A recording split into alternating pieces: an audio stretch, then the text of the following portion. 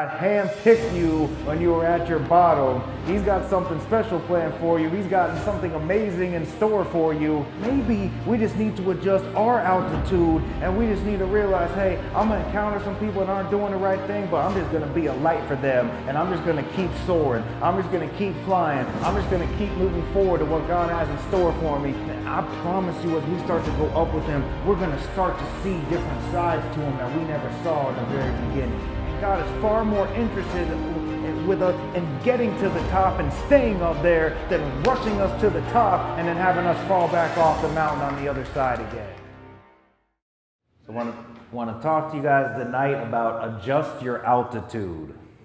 We're going to talk about the story about the Transfiguration tonight. How many of y'all have ever heard the story of the Transfiguration? Raise your hands. 2 people? Awesome. All right, well, we got to really bring this to life then. So this story is actually found in 3 of the Gospels, and I always feel like if God repeats Himself over and over to us, there must be something that we really need to get out of this. And so tonight, we're going to talk about the story as it's found in Mark chapter 9, and it's verses 2 through 8 out of the NIV. I'm going to go ahead and read this, and I believe there's so much that we can get from this short amount of verses here. Starts out, it says, after 6 days, Jesus took Peter, James, and John with Him and led them up a high mountain where they were all alone. There He was transfigured before them. His clothes became dazzling white, whiter than anyone in the world could bleach them. And there appeared before them Elijah and Moses, who were talking with Jesus. Peter said to Jesus, Rabbi, it is good for us to be here. Let us put up 3 shelters, one for you, one for Moses, one for Elijah. He did not know what to say. They were so frightened. He was just up there babbling on. And then a cloud appeared and covered them, and a voice came from the cloud that said, this is my son whom I love. Listen to him. And suddenly when they looked around, they no longer saw anyone with them except Jesus. I love the Gospel of Mark. It seems like it's just such a quick summary up of all these stories that happen. Definitely focused on the supernatural and the amazing miracles that happen in this book. And if anyone is ever like picking up the Bible and doesn't know where to start, I don't even know where to begin, I highly suggest start at Matthew and read all the way through the end of John. The 4 Gospels are a great place to start. It's a great place to read in the beginning and get exactly what Jesus is trying to tell us from all His many stories here down on earth.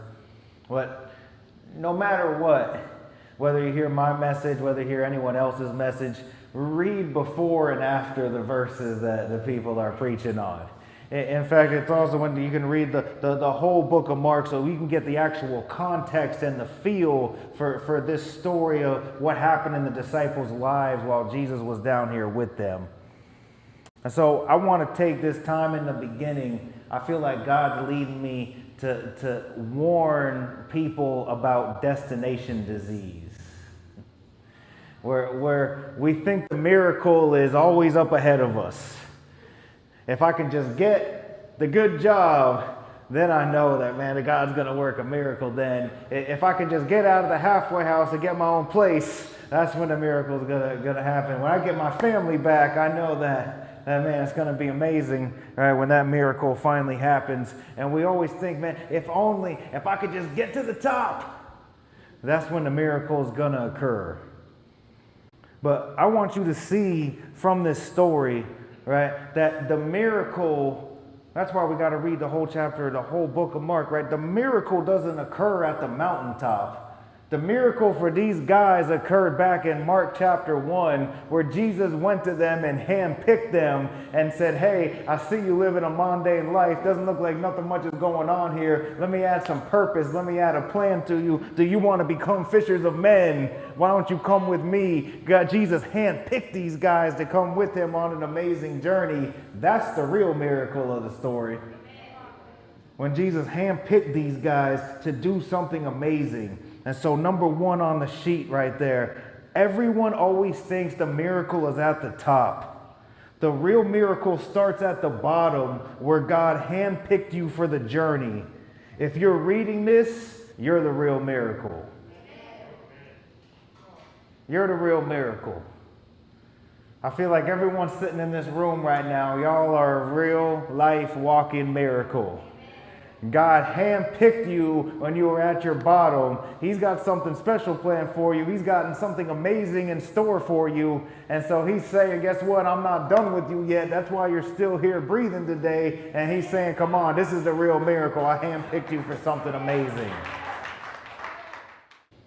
Jesus is saying, I want you to take this journey with me. The miracle happens at the bottom, but now I want you to take this journey with me. Let's go to the mountaintop. Let's start adjusting our altitude. Let's start moving forward into something bigger and better. Now, I love this quote. I've heard it many times, but it always stuck with me. You know, far more important than the dream, far more important than the mountaintop is the person that you become on the way there. I used to miss this one too with the destination disease. I always thought, you know me, I'm all about setting goals and going after it. I always thought, man, when I get to that place, when the door opens up, then, right? Then I'll be happy. Then I'll be, that's when I know the miracle came. But I kind of watched myself. I didn't really grow into the person that I should have maybe along the way as I was getting there. And so I had to have people in my life show me, man, that this is about the journey. This is about becoming something different on the way up. This is about being able to look at ourselves and say, man, I think there's a few things I need to work on here. And I see some character defects that keep popping up over and over again. I see some things that maybe need improvement, right? And being willing to ask God to help us with that and reach out to other people that God puts in our path. Guys, a miracle appears at the bottom. God handpicked you. Now this climb to a higher altitude begins. And I want to stress, it's not about the top. It's about the development and the person that we become along the way. Well, I want to ask you, are you ready to adjust your altitude? Are you ready to start moving forward into something bigger and better that God has in store for us? Still in the first verse, 6 days Jesus took Peter, James, and John with him and led them up to the high mountain when they were all alone. Peter, James, and John. Wait a minute, I thought there was 12 disciples. How come the rest of them weren't able to go up there with them? And so I love the Bible, man, because I always love to envision things and just like think back, like when I'm reading this stuff, just kind of think of what must have transpired right at that moment as that was going on in this time in history. Where Jesus must have went to Peter, James, and John and said, hey, you guys ready? I got something special planned for you. Y'all ready to come up with me? We're going to take a little trip up this mountain. And Peter being like, yeah, absolutely, Jesus. Let me go wake everybody else up. No. No. So, no, only you three are going to be able to come with this one. Right? This journey isn't going to be for everybody else. But I thought we were supposed to help everybody, Jesus. I thought we care about everyone else. We want to bring everybody with us. And he said, no. This is just you guys coming up here with me. Guys, I know we have big hearts, right? And we want to help everybody. And I think truly, like every single one of us, we want more than anything for everyone to come with us on this journey. We want all our family members, right, to see the amazing life that has happened to us, to see the things that we found with God. We want to bring everybody with us, everybody we meet at the house or our friends, and we just want everybody to come on this journey with us. But unfortunately, I'm going to be here to tell you tonight, not everybody that you want to come with you on this journey to life is going to be there with you as you start to move forward. Number 2 on this sheet, guys, when we are striving to reach higher places in life, we are not going to be able to take everyone with us. When we are striving to reach higher places in life, we are not going to be able to take everyone with us as much as we want to, as much as we want them to get it. It's just not going to happen. Eagles only encounter other eagles when they are flying at their peak altitudes. I'm listening to a lot of Dr. Miles Monroe lately. He's one of my personal favorite pastors. And he does this huge study on eagles. And one part I was really drawn to was doing research on, and And the eagle has to fly at all different altitudes during its life, I believe, just like any person out there. Sometimes we're flying low, sometimes we're flying high, whatever it is. But when the eagle's flying low, right, it's encountering all kinds of other birds during that time. It's running into chickens on the ground and vultures and hawks and all these different kinds of other birds. But see, God gave the eagle an amazing gift, something special, allow him to soar to these huge heights, over 10,000 feet, an altitude that no other bird can fly up to. And when the eagle's flying at its peak altitude, the only thing it's going to run into is other eagles up there. The only thing it's going to run into is other eagles while it's up there. And so I want to pose a question to us is, what are we encountering at the level that we're presently at? I think sometimes we can get frustrated when we're really doing it. I mean, we're putting forth an effort. We're giving everything we have. We're really seeking out God and sobriety, but yet we keep running into all these other people that don't care and aren't trying to do the right thing, and they're not trying to move forward, and it can almost cause us to get upset sometimes. Like, man, what are they doing? I'm doing all the right things, and they're not doing nothing. Right? And we can almost get vindictive towards people like that. I've been through that stage too in the beginning. You almost get upset, like, why are they not doing what they're supposed to be doing, right? But then I gotta ask us, right?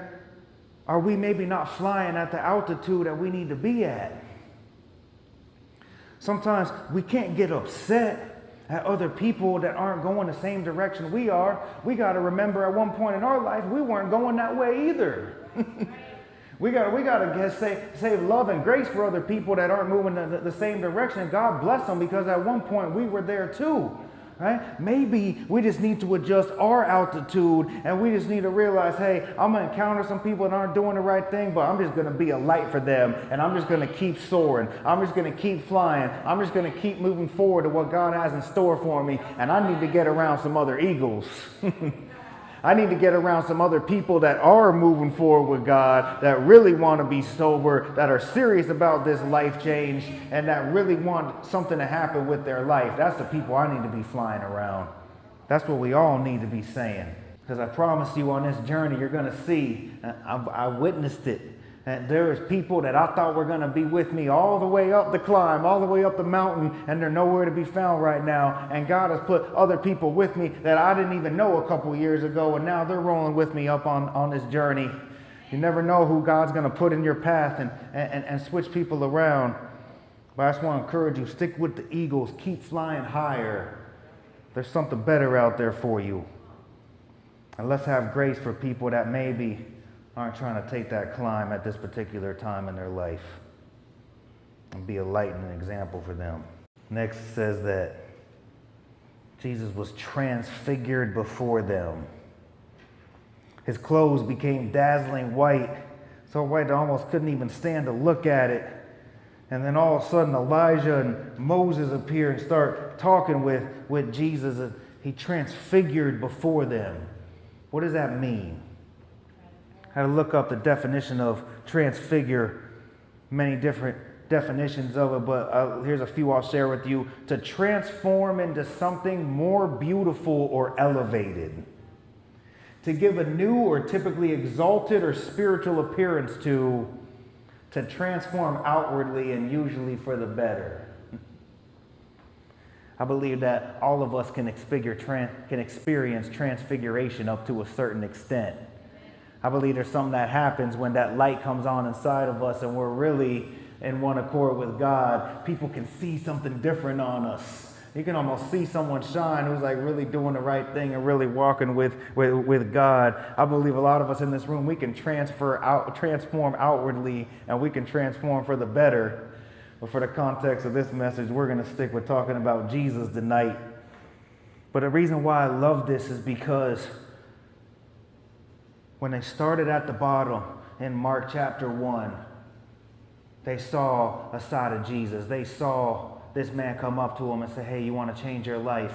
Start rolling with me, start getting into a relationship with me, and let me show you what's going to happen, right? And as they moved up with him, as they developed a deeper relationship, as they grew closer and he took them to higher and higher places, right?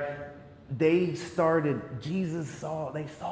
of Jesus that they didn't see at the bottom. They seen something differently in Jesus at the top than they saw at the bottom.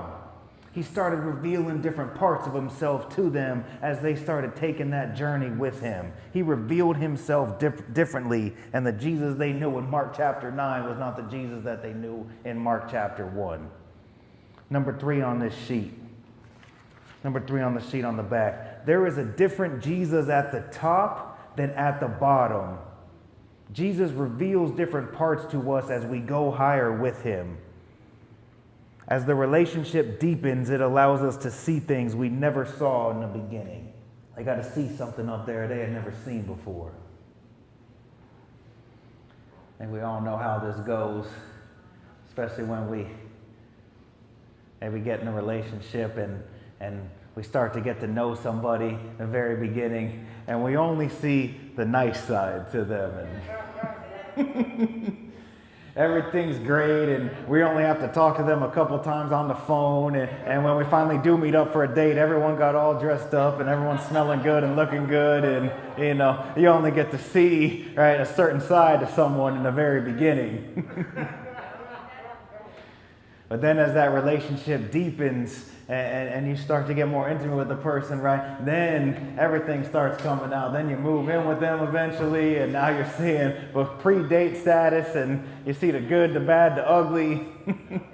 And as you get to know someone better, honestly, whether it's a relationship or a friend or whatever it is, we start to get more comfortable with each other, and then we're more comfortable sharing our character defects. And what I'm trying to say is the deeper that we get into, we know a different side of that person than when we once started with them in the very beginning.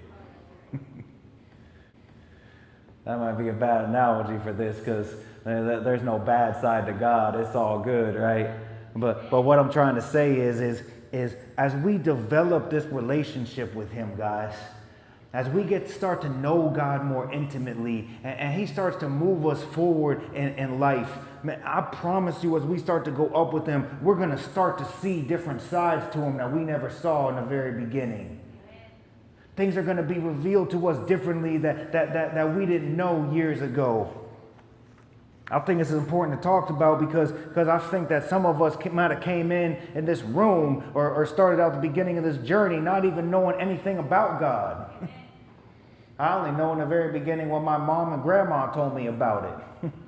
Right? And so it took me over years of being intimate with them, right? And starting building that relationship to start to see different things that were revealed to me over the course of time that weren't revealed at the very beginning.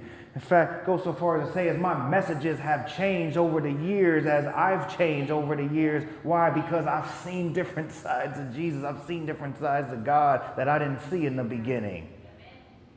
And anyone that's been on this journey long enough knows what I'm talking about. He's going to start revealing pieces. He might not have convicted you about something in the very beginning, right? You were doing it and there was no big deal. But now as you get in deeper, he brings a different side and says, hey, we need to start working on this. I'm going to bring this up to you. God is going to reveal different things. I want us to see the same Jesus that we know at the bottom ain't going to be the same one at the top. And not only does Jesus reveal himself differently to us along this journey, there are going to be some things that we're going to encounter on this climb that we never knew existed. There's a reason that he didn't go in Mark chapter 1 and get the disciples and say, hey, you guys want to go on the journey with me? Yeah, let's go straight to the top. I'm going to show you everything all at once. I'm going to reveal it all to you. I'm going to give you everything all at once in the very beginning. Because he knew they wouldn't be able to handle that. He knew they weren't ready for everything that he was going to show them. They weren't ready to be zoomed right up to the top of the mountain. Why? Because they were going to encounter things along the way that they never knew existed. There are going to be trials. There are going to be things that were going to come up in their life that they had no idea were on the way. And so he knew that for the benefit of them, because he loved them so much, There's a reason he's not just going to bring us straight to the top. I was doing some research on this mountain that they were at, and different historians kind of put it at a couple different mountains, kind of a little argument out there about which mountain it actually was. But because it says a few times that this was a high mountain in the original translation, most of the historians speculated that it was Mount Hermon, which is over 9,000 feet above sea level. If you do your research about mountain climbing and what you're going to encounter at over 8,000 feet above sea level, there are going to be some things that you're never going to know even existed up there, because we're starting from the bottom and moving up. There's going to be some major changes, like you're going to start encountering weather that you didn't even know existed. It gets freezing cold up there, the wind's higher at that altitude, not to mention the oxygen. It's about 30% less oxygen at the top than there was at the bottom. So you can imagine when we're starting this journey at the bottom and we ain't worked out, we ain't ran or done any calisthenics, we got our shorts and shirt on and we're like, come on, Jesus, take me straight to the top. And get up there and all of a sudden we're freezing because it's weather we never expected. We didn't know it was coming. We can't breathe because we didn't train or get ready for it. So what I'm trying to say is, number 4 on this sheet, guys, God's not going to zoom us straight up to the top, because we will encounter things that we have not prepared for. This is a step-by-step process that is best taken with someone already climbing the mountain to help guide us with their experience, strength, and hope. God's not going to zoom us up straight to the top, because we will encounter things that we have not prepared for. I gave you some hard words because I believe you guys are smart. You know how to spell. I feel this is for somebody in here tonight. I know we all want what we want it right now. Like, God, I want everything. I want the house, the car, the good job, my kids back. Got 3 days sober. I want it all back now.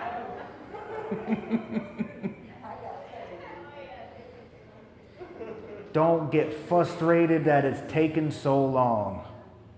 Please, I feel like I'm in here tonight to tell someone, don't get frustrated that it's taken so long.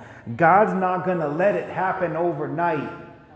Why? Because he knows that we wouldn't be able to handle it, because along this path, there are going to be some things that we're going to encounter that we didn't even know were there. And God is far more interested with us in getting to the top and staying up there than rushing us to the top and then having us fall back off the mountain on the other side again.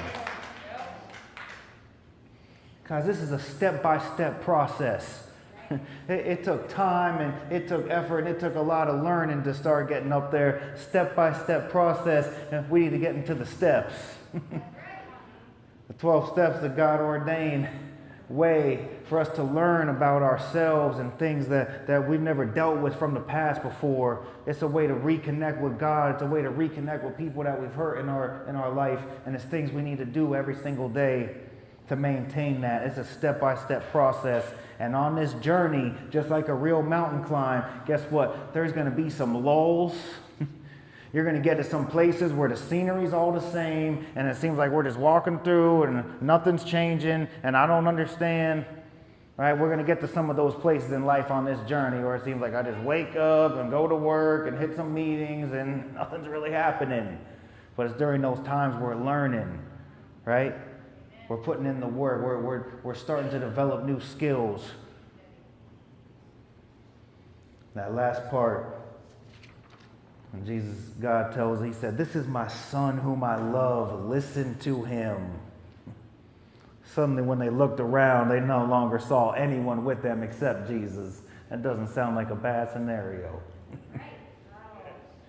But at the end of the day, no matter all the craziness and all the people that go in and out of our lives or whatever, at the end of the day, the smoke clears and we're still just alone with Jesus. I'm sure it's a good day still.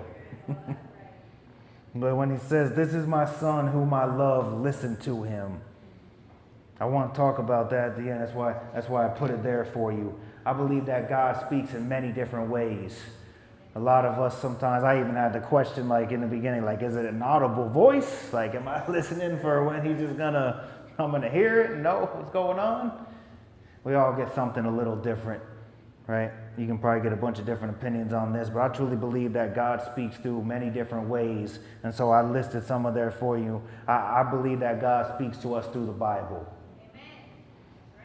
I believe they call it the living word for a good reason. As you can be going through that thing, I swear to you, you could be struggling with something, and God, I need you to speak to me. God, I need to hear something I need to hear, and you'll just be open that Bible, and boom, it's exactly what you needed at that exact moment. Or even better, I got all the highlights and the underlines in there, and I'll go through another section when I'm at a different phase in life 9 months later than when I previously read it, and I'm like, man, where did this come from? I didn't even have that highlighted. I totally missed this section. Because God didn't need me to have that section at that moment. He needed this other stuff, but now he needs to speak to me through this part right here. The Bible is a huge way that God speaks to us. I believe that God speaks to us through the AA book, the 12-step book. Never personally read the NA book, but I'm sure it's the same exact thing. Guys, if you read this literature, this is a God-ordained program, man. It's all about God, and I believe that he gave us this stuff. I truly believe the principles that are in the 12 steps are directly from the Bible. They came from the Oxford group, and man, they are the same thing. Jesus and the steps is the same exact thing, guys. Things we need to work on. I believe God speaks through that. I believe God speaks through other literature.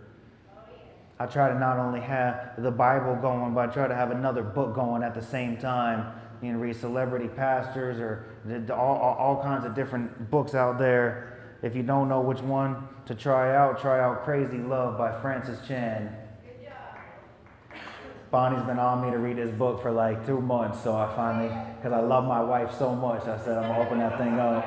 I'm going to read it. It's actually a really good book, guys. It's actually a really, really good book. That's a good place to start. If you don't know what one is, Crazy Love by Francis Chan. Someone said it was free on Wednesday, didn't they? I truly believe that God speaks through messages, and he speaks through other people. God puts people in our life for a reason, for us to hear from. I believe God speaks through messages like this, message we can watch on YouTube. Let that happen too. I'll be going through, struggling with something, and pick something on the home screen that popped up, and boom, a message is right directly for me.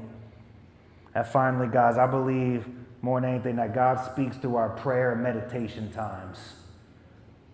I believe that God speaks to us in those moments where we just get alone with him. And you know what's funny is, just like in any real relationship with any person, we're not going to be the ones talking 24/7. If all we do when we get with someone is talk, and we don't give the person a chance to answer us back, we're not going to have much of a relationship with them, are we?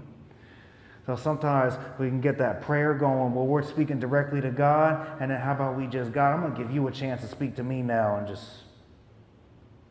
sit there, listen.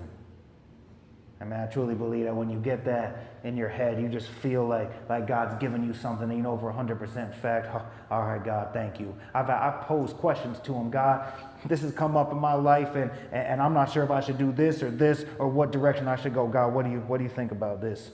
And just sit there. You'd be surprised. You'd be surprised when God answers you. So guys, I hope that we can take some time this week and we can dive into some of those things that we just read there so God can start speaking to us. Maybe give him a little time to talk to us at the end of our prayer time. That'd be huge. But I promise you, as you develop that relationship with him, you're going to start to see things about God that you've never seen before. He's going to reveal himself differently.